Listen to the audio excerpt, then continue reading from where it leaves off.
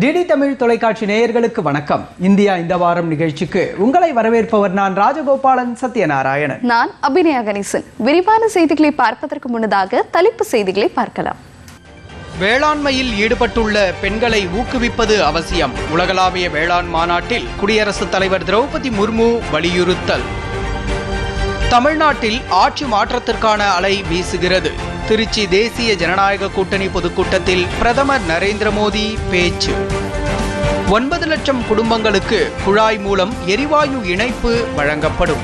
திருச்சியில் 5650 கோடி ரூபாய் மதிப்பிலான திட்டங்களுக்கு அடிக்கல் நாட்டி பிரதமர் நரேந்திர மோடி உரை. நாடு முழுவதும் 9.3 கோடி விவசாயிகளுக்கு 22வது தவணை தொகையை விடுவித்தார் பிரதமர் நரேந்திர மோடி. விவசாயிகளின் சமூக பாதுகாப்பு உறுதி செய்யப்பட்டுள்ளதாக பெருமிதம். அசாமின் போடோலேண்ட் பகுதி மத்திய அரசு மேற்கொண்ட நடவடிக்கைகளில் புதிய அத்தியாயம் படைத்து வருகிறது. வளர்ச்சி திட்டங்களை தொடங்கி வைத்து பிரதமர் நரேந்திர மோடி பேச்சு. நாடாளுமன்ற பட்ஜெட் கூட்டத்தின் 2வது அமர்வு தொடங்கியது. இந்தியர்களின் பாதுகாப்பை உறுதி செய்ய பிரதமர் நரேந்திர மோடி தலைமையிலான அமைச்சரவை குழு தீவிரமாக செயல்பட்டு வருகிறது என மாநிலங்களவையில் அமைச்சர் ஜெய்சங்கர் விளக்கம். மதுரை விமான நிலையம் சர்வதேச விமான நிலையமாக தரம் உயர்த்தப்படும். பிரதமர் நரேந்திர மோடி தலைமையில் நடைபெற்ற மத்திய அமைச்சரவை கூட்டத்தில் ஒப்புதல். ஜல் ஜீவன் மிஷன் திட்டம் 2028ஆம் ஆண்டு வரை நீட்டிக்கப்படுகிறது. மத்திய அமைச்சரவை ஒப்புதல் அளித்திருப்பதாக அமைச்சர் அஸ்வினி வைஷ்ணவ் பேட்டி. நாடாளுமன்ற உறுப்பினர்கள் அனைவரும் கட்சி எல்லைகளை கடந்து தேசிய நலனை கருத்தில் கொண்டு செயல்பட வேண்டும். நிதியமைச்சர் நிர்மலா சீதாராமன் வலியுறுத்தல். பணவீக்கத்தை கட்டுப்படுத்த நிதி சார்ந்த நடவடிக்கைகளை மத்திய அரசு தீவிரப்படுத்தியுள்ளது. மக்களவையில் நிதியமைச்சர் நிர்மலா சீதாராமன் பதில். பயணிகள் பாதுகாப்பை 100% உறுதி செய்தால் மட்டுமே மேற்காசிய நாடுகளுக்கு விமான சேவை தொடங்கும். சிவில் விமான போக்குவரத்து துறை அமைச்சர் ராம்மோகன் நாயுடு மாநிலங்களவையில் உறுதி. தமிழ்நாட்டின் புதிய ஆளுநராக பதவியேற்றார் ராஜேந்திர விஸ்வநாத் அர்லேக்கர். உயர்நீதிமன்ற தலைமை நீதிபதி சுஷ்ருத் அரவிந்த் தர்மாதிகாரி பதவி பிரமாணம் செய்து வைத்தார். மேற்கு வங்க ஆளுநராக பதவியேற்றார் RN ரவி. பதவியேற்பு விழாவில் முதலமைச்சர் மம்தா பானர்ஜி பங்கேற்பு.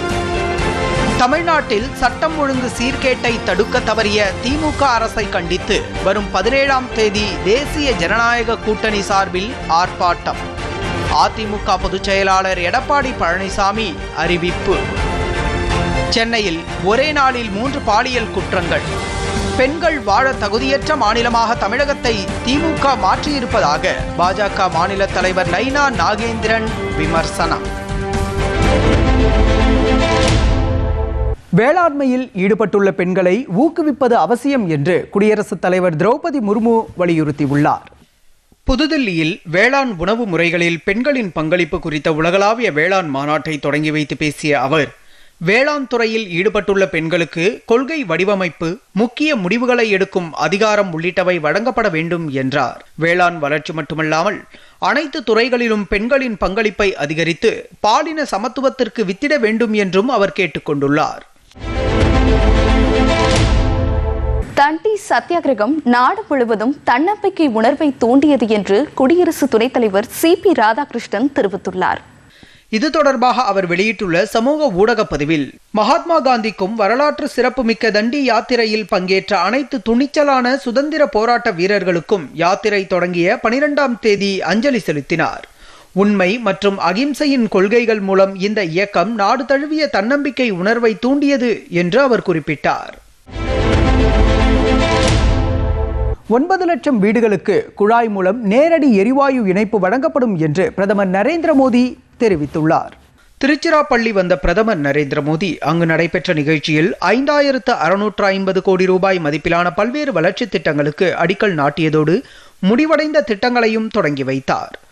தொடர்ந்து 2 அம்ரித் பாரத் ரயில்கள் உட்பட 5 புதிய ரயில் சேவைகளையும் பிரதமர் தொடங்கி வைத்தார். மேலும் 3680 கோடி ரூபாய் மதிப்பீட்டில் நீலகிரி மற்றும் ஈரோடு மாவட்டங்களில் பாரத் பெட்ரோலியம் நிறுவனத்தின் நகர எரிவாயு விநியோக வலையமைப்புக்கும் பிரதமர் அடிக்கல் நாட்டினார். தொடர்ந்து 1490 கோடி ரூபாய் மதிப்பீட்டில் சென்னை மணலியில் அமைக்கப்பட்டுள்ள இந்தியன் ஆயில் நிறுவனத்திற்கு மசகு எண்ணெய் கலவை ஆலையையும் நாட்டிற்கு அர்ப்பணித்தார். மேலும் பிரதமரின் கிராம சாலைகள் திட்டத்தின் கீழ் தமிழ்நாட்டில் 370 கிலோமீட்டர் நீளமுள்ள 89 சாலைகளையும் பிரதமர் தொடங்கி வைத்தார். விழாவில் தமிழில் வணக்கம் கூறி உரையை தொடங்கிய பிரதமர் நரேந்திர மோடி, தற்போது செயல்படுத்தப்பட்டுள்ள திட்டங்கள் தமிழ்நாடு இளைஞர்களுக்கு ஆயிரக்கணக்கான வேலை வாய்ப்புகளை உருவாக்குவதோடு மாவட்டங்களுக்கு இடையேயான சாலை இணைப்பு மேம்படும் என்று தெரிவித்தார். 370 கிலோமீட்டர் நீளத்திற்கு தொடங்கி வைக்கப்பட்டுள்ள கிராமப்புற சாலைகள் மூலம் மாணவர்கள் பெரிதும் பயனடைவார்கள் என்றார்.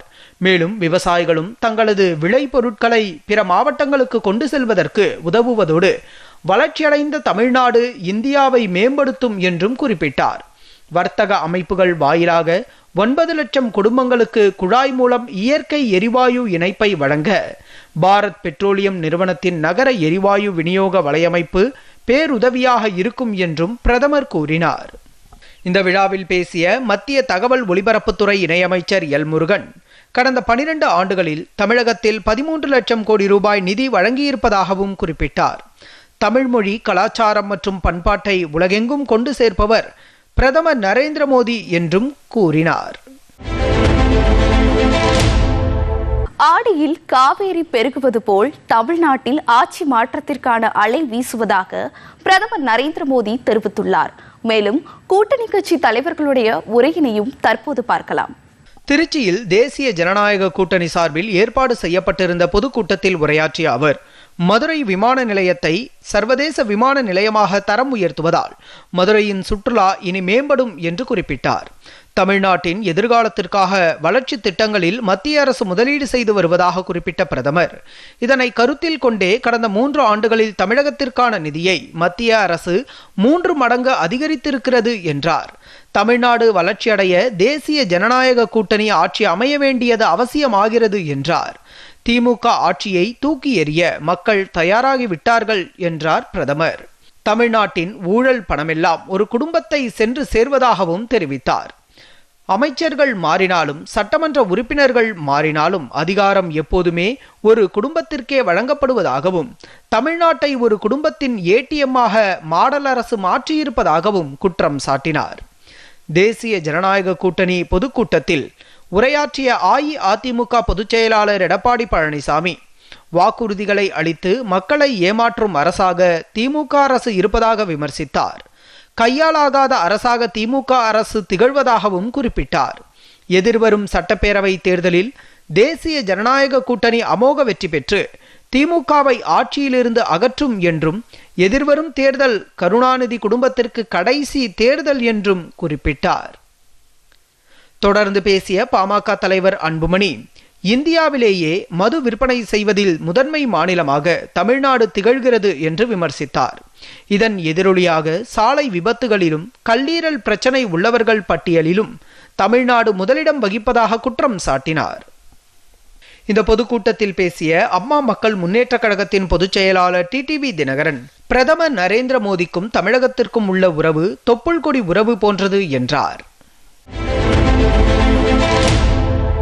2 நாள் பயணமாக அசாமுக்கு சென்ற பிரதமர் நரேந்திர மோடி 47,800 கோடி ரூபாய் மதிப்பிலான பல்வேறு வளர்ச்சி திட்டங்களை தொடங்கி வைத்தார். உள்ளிட்ட இந்த வாரத்தில் பிரதமர் நரேந்திர மோடி கலந்து கொண்ட நிகழ்வுகள் குறித்து பார்க்கலாம்.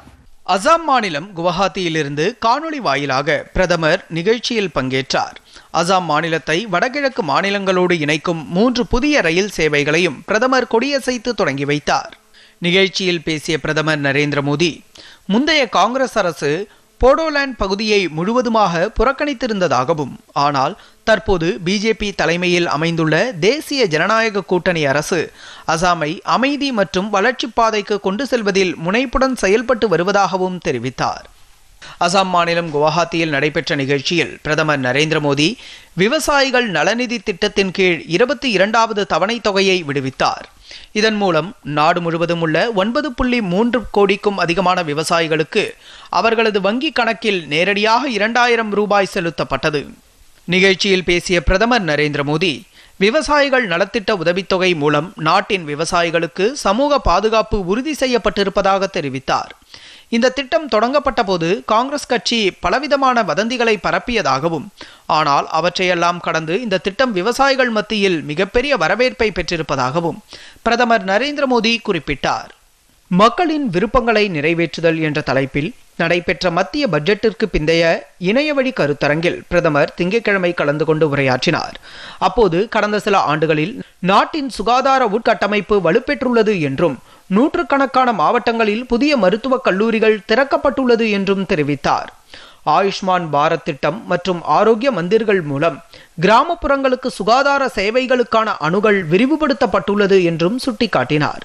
நமது நாட்டின் யோகா மற்றும் ஆயுர்வேதம் உலகளவில் பிரபலமடைந்து வருவதாகவும், சுகாதாரத்துறையில் மில்லியன் கணக்கான இளைஞர்களுக்கு புதிய வேலைவாய்ப்புகள் உருவாகி வருகின்றன என்றும் பிரதமர் எடுத்துரைத்தார். தில்லியில் 33,500 கோடி ரூபாய் மதிப்பிலான புதிய திட்டங்களை பிரதமர் நரேந்திர மோடி தொடங்கி வைத்தார். GRBA மறுசீரமைப்பு திட்டத்தின் கீழ் சரோஜினி நகரில் கட்டப்பட்டுள்ள குடியிருப்புகளை பார்வையிட்டு திறந்து வைத்த பிரதமர் பெண் பயனாளிகளுக்கு சாவிகளை வழங்கினார். கேரளம் மாநிலத்திற்கு புதன்கிழமை சென்ற பிரதமர் கொச்சியில் நடைபெற்ற நிகழ்ச்சியில் 11,000 கோடி ரூபாய் மதிப்பிலான பல்வேறு வளர்ச்சி திட்டங்களுக்கு அடிக்கல் நாட்டியதோடு முடிவுற்ற திட்டங்களையும் தொடங்கி வைத்தார். பாலக்காடு பொள்ளாச்சி இடையேயான ரயில் சேவையையும் தொடங்கி வைத்தார். தொடர்ந்து விழாவில் உரையாற்றிய அவர், பாலக்காடு பொள்ளாச்சி இடையேயான ரயில் சேவை தமிழ்நாடு மற்றும் கேரளம் மாநில மக்களின் பயணத்திற்கு உத்வேகம் அளிக்கும் என்று தெரிவித்தார். நவீன உட்கட்டமைப்பு வசதிகளுக்கு முதலீடு செய்யும் இந்தியாவின் நடவடிக்கையை உலக நாடுகள் வெகுவாக பாராட்டுவதாக குறிப்பிட்ட பிரதமர் நரேந்திர மோடி, மத்திய அரசின் நடப்பு பட்ஜெட்டிலும் உட்கட்டமைப்பு வசதிகளுக்கு சாதனை அளவாக நிதி ஒதுக்கீடு செய்திருப்பதையும் சுட்டிக்காட்டினார். தொடங்கி வைக்கப்பட்ட திட்டங்கள் வளர்ச்சியடைந்த கேரளத்தை உருவாக்கும் தீர்மானத்தை நிறைவேற்ற முக்கிய பங்காற்றும் என்றும் நம்பிக்கை தெரிவித்தார். மதுரை விமான நிலையத்தை சர்வதேச விமான நிலையமாக தரம் உயர்த்த மத்திய அமைச்சரவை ஒப்புதல் அளித்துள்ளது. பிரதமர் நரேந்திர மோடி தலைமையில் செவ்வாய்க்கிழமை நடைபெற்ற பொருளாதார விவகாரங்களுக்கான மத்திய அமைச்சரவை கூட்டத்தில் எடுக்கப்பட்ட முடிவுகள் குறித்து மத்திய தகவல் ஒலிபரப்புத்துறை அமைச்சர் அஸ்வினி வைஷ்ணவ் செய்தியாளர்களிடம் விளக்கினார். அப்போது மதுரை விமான நிலையத்தை சர்வதேச விமான நிலையமாக தரம் உயர்த்தும் திட்டத்திற்கு ஒப்புதல் அளிக்கப்பட்டிருப்பதாக கூறினார். இதன் மூலம் விமான நிலைய ஓடுபாதை நீட்டிக்கப்படுவதோடு புதிய முனையம் அமைக்கப்படும் என்றும் தெரிவித்தார். அனைத்து வீடுகளுக்கும் குழாய் மூலம் குடிநீர் வழங்கும் ஜல்ஜீவன் மிஷன் திட்டத்தை 2028ஆம் ஆண்டு டிசம்பர் மாதம் வரை நீட்டிக்கவும் மத்திய அமைச்சரவை ஒப்புதல் அளித்துள்ளதாகவும், இதற்காக 8 லட்சம் கோடி ரூபாய் ஒதுக்கப்பட்டிருப்பதாகவும் குறிப்பிட்டார். மேலும் மேற்கு வங்கத்தில் சந்திரகாச்சி கராக்பூர் 4வது ரயில் பாதை திட்டம் உள்ளிட்ட நெடுஞ்சாலை திட்டங்களுக்கும் ஒப்புதல் வழங்கப்பட்டிருப்பதாக அமைச்சர் அஸ்வினி வைஷ்ணவ் தெரிவித்தார். மதுரை விமான நிலையத்தை தரம் உயர்த்துவதன் மூலம் தென் தமிழகத்தின் வளர்ச்சி புதிய மைல்கல்லை எட்டும் என்று மத்திய தகவல் ஒலிபரப்புத்துறை மற்றும் நாடாளுமன்ற விவகாரங்கள் துறை இணையமைச்சர் எல் முருகன் பாராட்டு தெரிவித்துள்ளார். மத்திய அமைச்சரவையின் இந்த முடிவு குறித்து அவர் வெளியிட்ட சமூக வலைதள பதிவில், பெயரளவில் மட்டுமின்றி நடைமுறையிலும் மதுரை விமான நிலையத்தை சர்வதேச விமான நிலையமாக தரம் உயர்த்தும் பிரதமர் நரேந்திர மோடிக்கு தமிழக மக்கள் சார்பில் நன்றி தெரிவித்துக் கொள்வதாக குறிப்பிட்டார். மேற்காசிய நாடுகளில் நிலவும் பதற்றத்தை தணிக்க பேச்சுவார்த்தை மூலம் நடவடிக்கை எடுக்க வேண்டும் என்று வெளியுறவுத்துறை அமைச்சர் ஜெய்சங்கர் வலியுறுத்தியுள்ளார். மேற்காசியாவின் நிலைமை குறித்து மாநிலங்களவையில் ஒரு அறிக்கையை வெளியிட்ட ஜெய்சங்கர், நிலைமையின் தீவிரத்தை கருத்தில் கொண்டு குடிமக்களின் பாதுகாப்பை உறுதி செய்ய அரசு செயல்பட்டு வருவதாக தெரிவித்தார். ஐக்கிய அரபு அமீரகம், Qatar, Saudi Arabia, Oman, Jordan, Israel மற்றும் பஹ்ரைன் ஆகிய நாடுகளின் தலைவர்களை தொடர்பு கொண்ட பிரதமர் நரேந்திர மோடி நிலைமையை எளிதாக்குமாறு வலியுறுத்தியதாகவும் ஜெய்சங்கர் தெரிவித்தார். தெஹ்ரானில் உள்ள பல இந்திய மாணவர்களை இந்திய தூதரகம் இடமாற்றம் செய்ய உதவி செய்துள்ளதாகவும், ஈரானில் உள்ள வணிக பயணிகள் ஆர்மீனியாவுக்கு சென்று இந்தியாவுக்கு திரும்ப நடவடிக்கை மேற்கொள்ளப்பட்டதாகவும் குறிப்பிட்டார். கிட்டத்தட்ட 67,000 இந்தியர்கள் சர்வதேச எல்லைகளை தாண்டி திரும்பி வந்துள்ளதாகவும், மேற்கு ஆசியாவிலிருந்து மக்களை மீண்டும் அழைத்து வர அனைத்து முயற்சிகளும் மேற்கொள்ளப்பட்டு வருவதாகவும் அமைச்சர் ஜெய்சங்கர் கூறினார். நாடாளுமன்ற உறுப்பினர்கள் அனைவரும் கட்சி எல்லைகளை கடந்து தேசிய நலனை கருத்தில் கொண்டு செயல்பட வேண்டும் என்று நிதியமைச்சர் நிர்மலா சீதாராமன் வலியுறுத்தியுள்ளார்.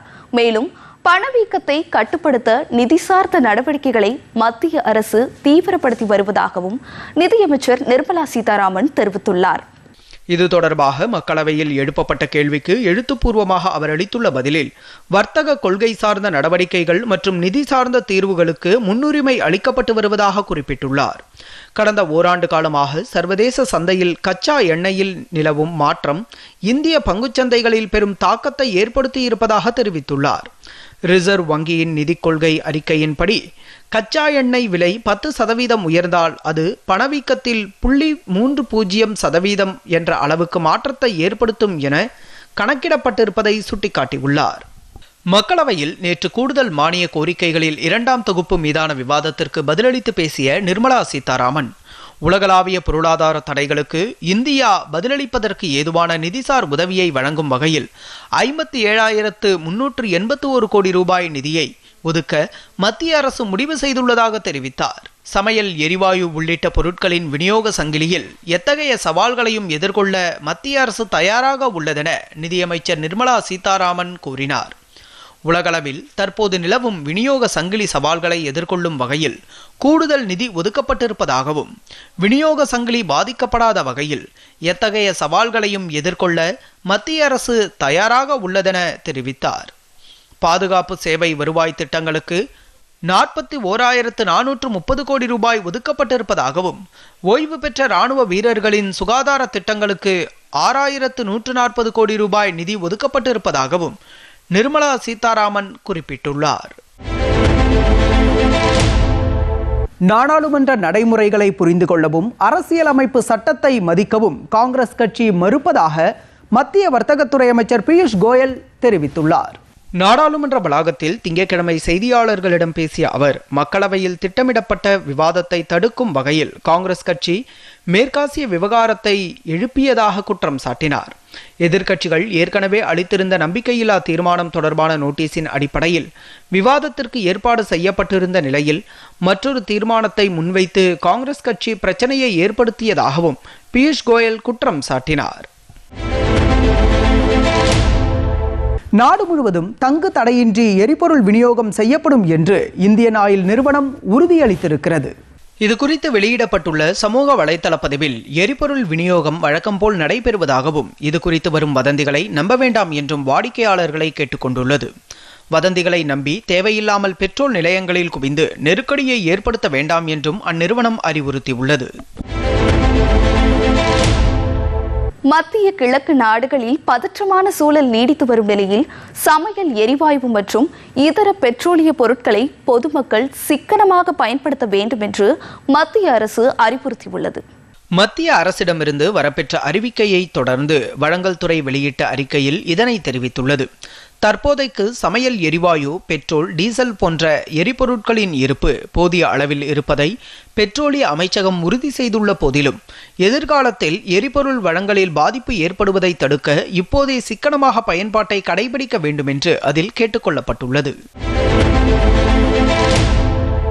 எரிசக்தி பாதுகாப்பு குறித்து ஈரான் அமைச்சருடன் வெளியுறவு அமைச்சர் ஜெய்சங்கர் பேச்சுவார்த்தை நடத்தியுள்ளதாக வெளியுறவுத்துறை செய்தி தொடர்பாளர் ரந்தீர் ஜெய்ஸ்வால் தெரிவித்துள்ளார்.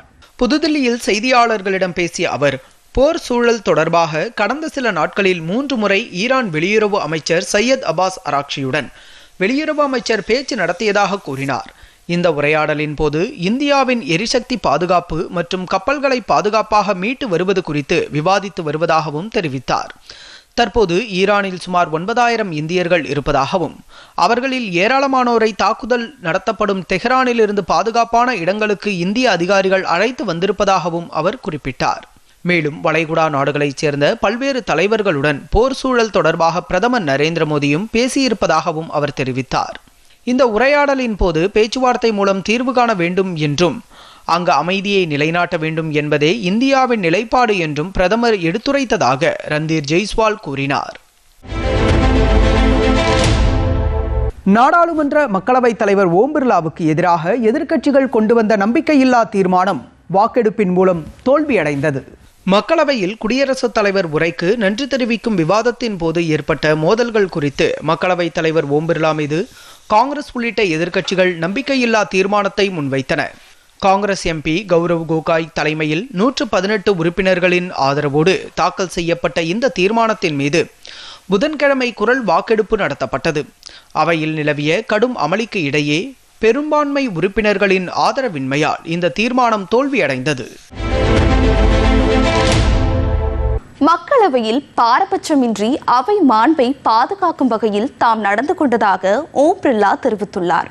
மக்களவைத் தலைவர் ஓம் பிர்லாவுக்கு எதிராக எதிர்க்கட்சிகள் கொண்டு வந்த நம்பிக்கையில்லா தீர்மானம் தோல்வியடைந்தது. இந்நிலையில் வியாழக்கிழமை மக்களவையில் பேசிய ஓம் பிர்லா தம்முடைய நடவடிக்கைகள் எப்போதும் பாரபட்சமற்ற வகையில் இருந்ததாக கூறினார். பயணிகளின் பாதுகாப்பை 100% உறுதி செய்தால் மட்டுமே இந்தியாவிலிருந்து மேற்காசிய நாடுகளுக்கு விமான சேவை தொடங்கும் என்று மத்திய சிவில் விமான போக்குவரத்து துறை அமைச்சர் ராம்மோகன் நாயுடு தெரிவித்திருக்கிறார். மாநிலங்களவையில் இது தொடர்பாக எழுப்பப்பட்ட கேள்வி ஒன்றுக்கு பதிலளித்து பேசிய அவர், இந்த பிராந்தியங்களில் விமான சேவைகளை இயக்கும் நிறுவனங்களோடு சிவில் விமான போக்குவரத்து இயக்குநரகம் இது தொடர்பாக சுற்றறிக்கை அனுப்பியிருப்பதாகவும் பயணிகள் பாதுகாப்பை 100% உறுதி செய்ய வேண்டும் என்று தெரிவித்திருப்பதாகவும் கூறினார். கடந்த 10 ஆண்டுகளில் நாட்டில் உணவு தானிய உற்பத்தி 44% அதிகரித்துள்ளது என்று மத்திய வேளாண் அமைச்சர் சிவராஜ் சிங் சௌகான் தெரிவித்துள்ளார். மக்களவையில் கேள்வி நேரத்தின் போது பதிலளித்து பேசிய அமைச்சர் சிவராஜ் சிங் சௌகான், உணவு தானிய உற்பத்தியில் நாடு 357 மில்லியன் டன்களை எட்டியுள்ளதாகவும் பிரதமர் நரேந்திர மோடியின் தலைமையின் கீழ் விவசாயிகளுக்கு பயனளிக்கும் வகையில் பல விவசாய சீர்திருத்தங்கள் மற்றும் கொள்கைகள் கொண்டுவரப்பட்டுள்ளதாகவும் தெரிவித்தார். இந்தியா சீனாவை விட உலகின் மிகப்பெரிய அரிசி உற்பத்தியாளராக மாறியுள்ளது என்றும் அவர் குறிப்பிட்டார். மத்திய பிரதேச மாநிலத்தில் உள்ள குனோ தேசிய பூங்காவில் பராமரிக்கப்பட்டு வரும் சிவிங்கி புலி ஒன்று 5 குட்டிகளை ஈன்றிருப்பதாக மத்திய சுற்றுச்சூழல் மற்றும் வனத்துறை அமைச்சர் பூபேந்திர யாதவ் தெரிவித்தார். இது குறித்து அவர் வெளியிட்டுள்ள சமூக வலைதள பதிவில், இதன் மூலம் இந்தியாவில் பிறந்துள்ள சிவிங்கி புலி குட்டிகளின் எண்ணிக்கை 33ஆக அதிகரித்திருப்பதாக குறிப்பிட்டுள்ளார்.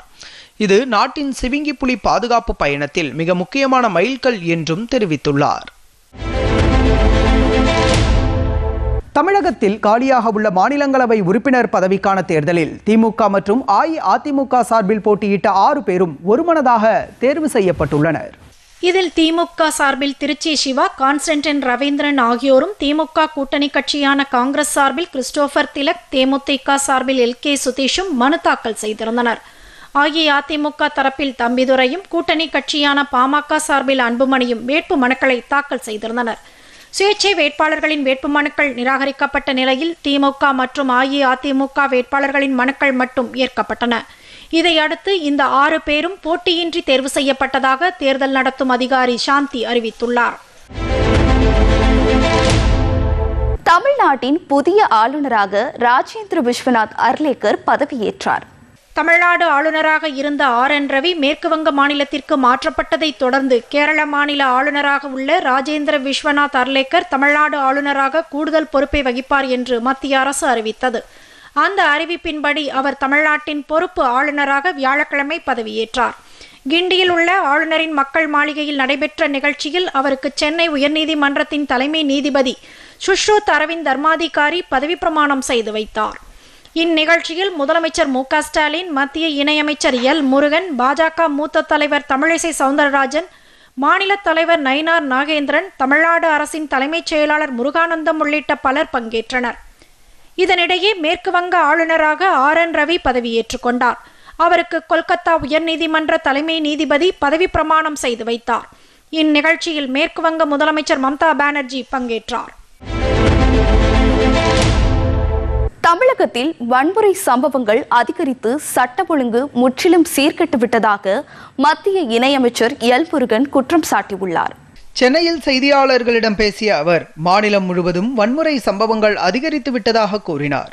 மதுரை, சிவகங்கை உள்ளிட்ட மாவட்டங்களில் பட்டியலின மக்களுக்கு எதிரான வன்கொடுமைகள் அதிகரித்து விட்டதாக குற்றம் சாட்டிய அமைச்சர் எல் முருகன், திமுக அரசின் நிர்வாகம் மற்றும் காவல்துறை செயல்படாத நிலையில் முடங்கிவிட்டதாகவும் விமர்சனம் செய்தார். UPSC தேர்வில் வெற்றி பெற்ற தமிழ்நாட்டைச் சேர்ந்த 56 பேருக்கு முதலமைச்சர் மு க ஸ்டாலின் பாராட்டு தெரிவித்துள்ளார். அடுத்த ஆண்டு வெற்றி பெறுவோர் எண்ணிக்கை மேலும் அதிகரிக்க வேண்டும் என்றும் அவர் விருப்பம் தெரிவித்தார். நான் முதல்வன் திட்டத்தின் மூலம் UPSCயில் தேர்ச்சி பெற்றவர்கள் உள்ளிட்ட 60 பேருக்கு தமிழ்நாடு அரசு சார்பில் பாராட்டு விழா நடைபெற்றது. இந்த விழாவில் சிறப்புரையாற்றிய முதலமைச்சர் மு.க.ஸ்டாலின் UPSC தேர்வுகளில் வெற்றி பெறுபவர்களின் எண்ணிக்கையை அதிகரிக்க பல்வேறு நடவடிக்கைகளை எடுத்ததாக கூறினார். அந்த முயற்சிகளுக்கு தற்போது பலன் கிடைக்க ஆரம்பித்துள்ளதாக கூறிய முதலமைச்சர் சாதாரண மக்களுடன் அன்பாகவும் பண்பாகவும் அதிகாரிகள் நடந்து கொள்ள வேண்டும் என்று கேட்டுக்கொண்டார். தமிழகத்தில் சட்ட ஒழுங்கு சீர்கேடு மற்றும் போதைப்பொருள் புழக்கத்தை கட்டுப்படுத்த தவறிய திமுக அரசை கண்டித்து ஆர்ப்பாட்டம் நடைபெறும் என்று அதிமுக பொதுச் செயலாளர் எடப்பாடி பழனிசாமி அறிவித்துள்ளார். அவர் வெளியிட்டுள்ள அறிக்கையில் அதிமுக தலைமையிலான தேசிய ஜனநாயக கூட்டணி கட்சிகள் சார்பில் வரும் மார்ச் 17ஆம் தேதி மாவட்ட தலைநகரங்களில் மாபெரும் கண்டன ஆர்ப்பாட்டம் நடைபெறும் என்று தெரிவித்துள்ளார். திமுக ஆட்சியில் கொலை, கொள்ளை, பாலியல் வன்கொடுமைகள் அதிகரித்துள்ளதாகவும் பெண்கள் சுதந்திரமாக நடமாட முடியாத சூழல் நிலவுவதாகவும் குற்றம் சாட்டியுள்ள எடப்பாடி பழனிசாமி மக்கள் விரோத செயல்களை முதலமைச்சர் மு.க.ஸ்டாலின் வேடிக்கை பார்ப்பது வேதனைக்குரியது என்று கூறியுள்ளார். சென்னையில் ஒரே நாளில் 3 பாலியல் குற்றங்கள் நடக்கும் அளவுக்கு தமிழகத்தை பெண்கள் வாழ தகுதியற்ற மாநிலமாக திமுக மாற்றியிருப்பதாக பாஜக மாநில தலைவர் நயினா நாகேந்திரன் விமர்சனம் செய்துள்ளார். இது தொடர்பாக அவர் வெளியிட்டுள்ள சமூக வலைதள பதிவில் சென்னையில் 14 வயது பள்ளி மாணவி, கல்லூரி மாணவி, 19 வயது இளம்பெண் என 3 பேருக்கு பாலியல் வன்கொடுமை நிகழ்ந்ததாக வெளியான 3 செய்திகளை சுட்டிக்காட்டியுள்ளார்.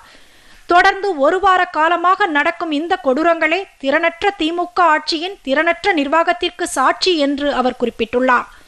எனவே திமுகவை துரத்தி அடித்து தமிழக மகளிரை காப்போம் என்று நயினா நாகேந்திரன் கூறியுள்ளார். உலகம் முழுவதும் இன்று ஆறுகளுக்கான சர்வதேச செயல் தினம் கடைபிடிக்கப்பட்டு வருகிறது. இந்த நாளில் ஆறுகளை பாதுகாத்தல், மாசுபாடு தடுப்பு, அணைகளால் ஏற்படும் பாதிப்புகள் குறித்த விழிப்புணர்வு ஏற்படுத்தப்படுகிறது. நதிகளையும் அவற்றின் உயிரியல் அமைப்புகளையும் பாதுகாக்க வேண்டிய அவசியம் என்ன நோக்கத்திற்காக இந்த நாள் அனுசரிக்கப்படுகிறது பார்க்கலாம். என்ன தெரிஞ்சுக்க போறோம் செய்தி தொகுப்பில்.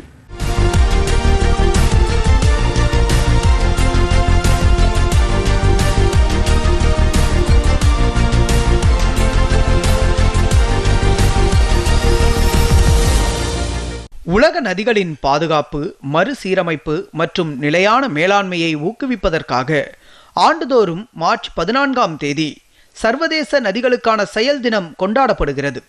நதிகளை பாதுகாப்போம், மக்களை பாதுகாப்போம் என்பது இந்த ஆண்டின் கருப்பொருளாக உள்ளது. மனித நாகரிகத்தின் வளர்ச்சியில் ஆறுகள் முக்கிய பங்கு வகித்துள்ளன. குடிநீர், விவசாயம், மின்சார உற்பத்தி மற்றும் உயிரினங்களின் வாழ்வாதாரம் ஆகியவற்றிற்கு ஆறுகள் அத்தியாவசியமானது. உலகின் பல முக்கிய நகரங்களும் நாகரிகங்களும் ஆறுகளை மையமாக கொண்டே உருவாகியுள்ளன. இந்நிலையில் கழிவுகள், பிளாஸ்டிக் மாசு மற்றும் பல்வேறு காரணங்களால் பல ஆறுகள் மாசடைந்து வரும் சூழலில் நீர் வளங்களும் உயிரியல் பல்வகைமையும் பாதிக்கப்பட்டுள்ளன. இந்த சூழலில் நாட்டில் ஆறுகளை பாதுகாக்கவும் சுத்தப்படுத்தவும் மத்திய அரசு பல திட்டங்களை செயல்படுத்தி வருகிறது. முக்கியமாக நமாமி கங்கே திட்டத்தின் கீழ் கழிவுநீர் சுத்திகரிப்பு நிலையங்கள் அமைத்தல், ஆற்றங்கரைகள் மேம்படுத்துதல், உயிரியல் பல்வகைமையை பாதுகாத்தல் போன்ற நடவடிக்கைகள் மேற்கொள்ளப்பட்டு வருகின்றன. அதேபோல அம்ருத் 2.0 திட்டம் தொடங்கப்பட்டு அனைத்து நகர்ப்புற உள்ளாட்சி அமைப்புகளிலும் பாதுகாப்பான குடிநீர் குழாய் இணைப்பு, 500 நகரங்களில் கழிவுநீர் மேலாண்மை, நீர்நிலைகளை புனரமைத்தல் மற்றும் பசுமை இடங்களை உருவாக்குவதை நோக்கமாக கொண்டுள்ளது. ஆறுகளை சுத்தமாக வைத்திருக்க அரசு மட்டுமின்றி பொதுமக்களும் இணைந்து செயல்பட வேண்டியது அவசியமாகிறது. மரக்கன்றுகள் நடுதல், ஆற்றங்கரைகளை சுத்தமாக வைத்தல், பிளாஸ்டிக் பயன்படுத்துவதை குறைத்தல் போன்ற நடவடிக்கைகளை மக்கள் மேற்கொள்ள வேண்டும். இத்துடன் நிறைவடைந்தது இந்தியா இந்த வாரம் செய்தி தொகுப்பு. மற்றொரு நிகழ்ச்சியில் சந்திக்கலாம். நன்றி, வணக்கம்.